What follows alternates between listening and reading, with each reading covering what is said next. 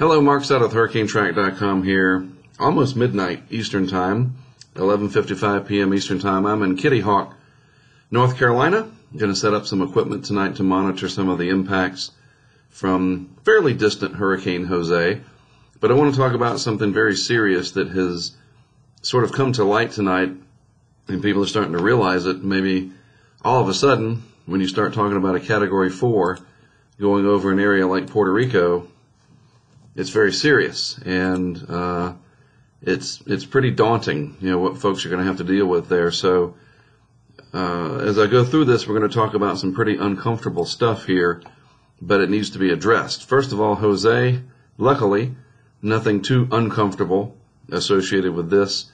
Moving north at 9 miles per hour, 90 mile per hour Category 1 hurricane on the Saffir-Simpson scale, but it is producing these swells that are emanating out from the center, and it doesn't look exactly like this, but you get the idea. The impact land all down through this area, Bermuda included, and there are some risks associated with that, and we can look at that if we click on it and go to the public advisory, and you scroll down, and you've got the hazards affecting land. There will be some tropical storm conditions within the tropical storm watch area, major swells generated by it, and even some rainfall approaching, in some cases, 5 inches over eastern Long Island, southern Rhode Island. So this is going to have some impacts over the next few days for portions of the United States. And you can see here, these are the areas under the tropical storm watch. Normally we look at these areas as being under a blizzard watch, but sometimes tropical cyclones come along, and here we go. Luckily, this is not going to just come barreling in like we have seen in the historic record.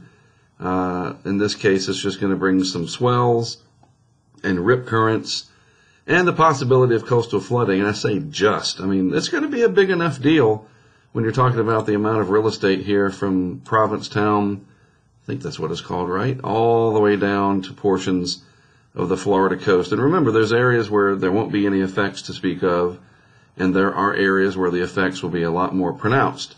And as an example, you can think about when Jose is up here and these waves radiate out and they hit the Jersey Shore here head on, kind of like sound waves, and so people need to be ready. All right. So just please be careful out there in the surf. Even you surfers, some of these waves could be a little bit more than you're used to, especially younger surfers that are finally getting a shot at spreading their wings, so to speak.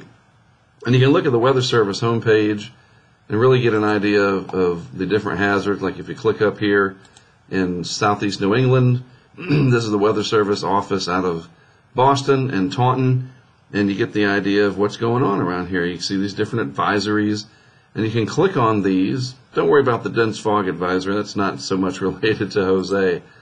But these are very important tidbits that you can track in real time as they get updated. This is North Carolina, where we have a coastal flood advisory.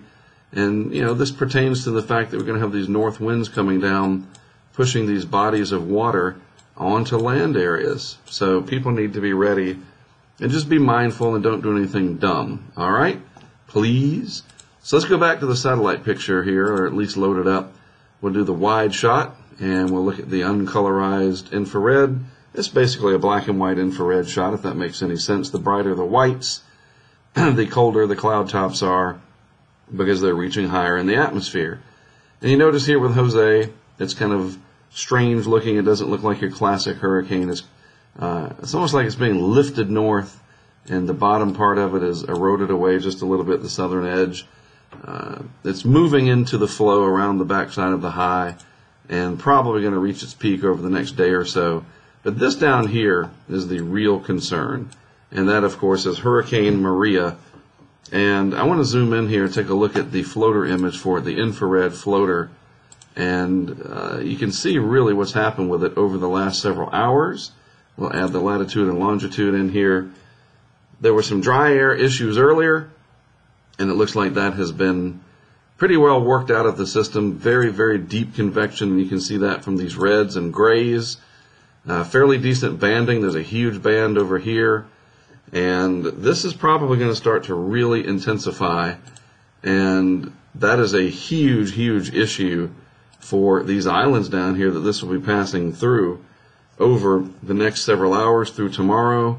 And then eventually, if we look at the forecast track, moving up towards some pretty populated areas here, not only affecting potentially, at least it's going to be far enough south, I think, for a direct hit, some of the islands that were impacted by Irma. But then let's zoom in here. This is extremely important because you don't see this very often. We saw it with Hugo in 1989 and with George in 1998, and that is the possibility of a direct hit over most of the island, the length of the island for the most part, from the southeast of a major hurricane.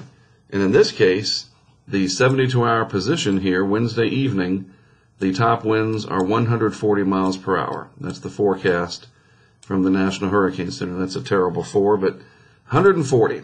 And there is a decent chance, and it's certainly a non-zero chance, something like in the 30% chance in the rapid intensification parameters that this could become a Category 5. And so what the bottom line is, we are talking about a devastating impact here for portions of the Virgin Islands here, mainly the U.S. Virgin Islands, Vieques, and Puerto Rico proper. This is like Irma, okay? It's not 185 or anything, but this is very, very serious. People are still reeling from what happened with Irma. They are exposed, they're scared, they're shell-shocked, post-traumatic stress syndrome. People may not realize it, but it's setting in. You had Jose that was a big threat. Now you've got Maria coming. You know, this is like being at war with nature and the true definition of man versus nature down here. This is very, very serious. If this takes a direct hit on Puerto Rico, and then maybe even the Dominican Republic, we'll just have to see. This is very bad news. You know, you've heard about the Puerto Rican economic struggles, and it's just, what else can go wrong, right? So please, if you know people down there, obviously feel free to share this video.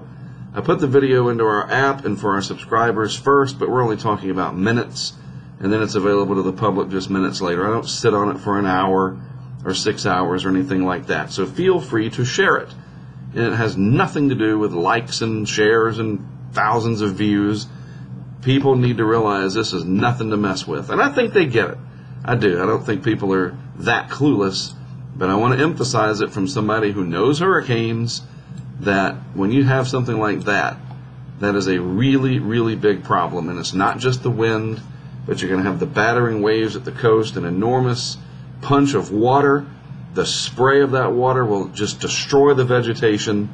The mountainous terrain down here. You've got the Arecibo radio telescope there, for goodness sake. See that movie Contact? It was made famous. 1996, I think that came out. I mean, honestly, this is horrible. And then it moves on up into the southeast Bahamas, the center. At least that's the forecast now. These are days 4 and 5, so you never know that could change. And I know a lot of people want to know, well, where's it going to go from here? Turn out to sea, come in towards Florida, head towards the Carolinas, what's what? Honest to goodness, we have no clue. I don't. There are some people making a forecast out there for several days out. And okay, you know, hopefully it works out for you in terms of the accuracy. And I don't mean that to sound as flippant as it does, but you know, making a 7, 8, 9 day forecast, honestly, that's bold. And if you're good at it, then hey, build upon it for the future for sure. The other thing that gives me pause about all this, it's very disconcerting, very amazing technology that's out there, microwave imagery. Where you can see through the clouds and see the structure of the system almost like an X-ray. That's the analogy. It's not using X-rays. At least I don't think it is. Maybe it is. Maybe I have no idea what I'm talking about the physics of it. But this is a way to see the bones of the system, so to speak, and some of the soft tissue, if you will. That medical analogy really does work, because right there looks like the eye. And that's a small eye surrounded by intense energy and convection in the middle of the central dense overcast there. And that shows us that this is intensifying very quickly as it moves towards these islands here of the Lesser Antilles. And I mean, look, it's not all that far from Barbados down here, for goodness sakes. Now, luckily, the hurricane force winds are confined to a very small area near the center, so Barbados should escape that. But they are getting some pretty stiff north-northwest winds right now, and that will continue to change as this moves on off with time. So there you go. I mean, we're going to watch the models. Obviously, those matter, but for right now, lives are at stake down there in the Caribbean, and the motivation cannot be any stronger for people to get ready. At least I don't think it is. It shouldn't be. It's like, come on, you see that coming. That's a monstrous hurricane forecast for that area, and possibly one for the record books on a lot of bad levels. So please take it seriously. Encourage friends, family, relatives, which are all the same, right? Family and relatives. Sorry, I'm tired, and this is almost unbelievable. But colleagues, co-workers, anybody you know down there, encourage them to do whatever it takes to save their lives, protect their property, do what they can. Okie doke. So the plan here, again, I am in Kitty Hawk, and I'll be setting up some equipment tonight, mainly testing. It'll be interesting. The camera that I've got, that I'm going to put out at Kitty Hawk on this walkway, looking straight up the beach. You'll be able to monitor that in our app, either for iOS or Android. So check the app tomorrow when it says Kitty Hawk, North Carolina, under the live cams section. And of course, our subscribers to the HurricaneTrack.com Insider. And after it's up for a little while, I'll post it out there for the public to see. But our paying customers who help fund what we do, this is my job, and I pay some staff minimally. Thankfully, they're not too demanding, but we do have to pay the bill. So we want to reward people for helping us to help you. All right? Most of what we do is free and doesn't cost anything. We try to reach as many people as we can. So check it out tomorrow. I'm also going to set up the other weather station that we've got. One of them still down in Marathon in the Florida Keys. I'll go get that one in a couple of weeks probably. But I'm going to set up one in Rodanthe, again, just testing some stuff. And then we have something new that I'm working on that I'll share with you on social, on YouTube here later. It's kind of secret, but it's going to be cool.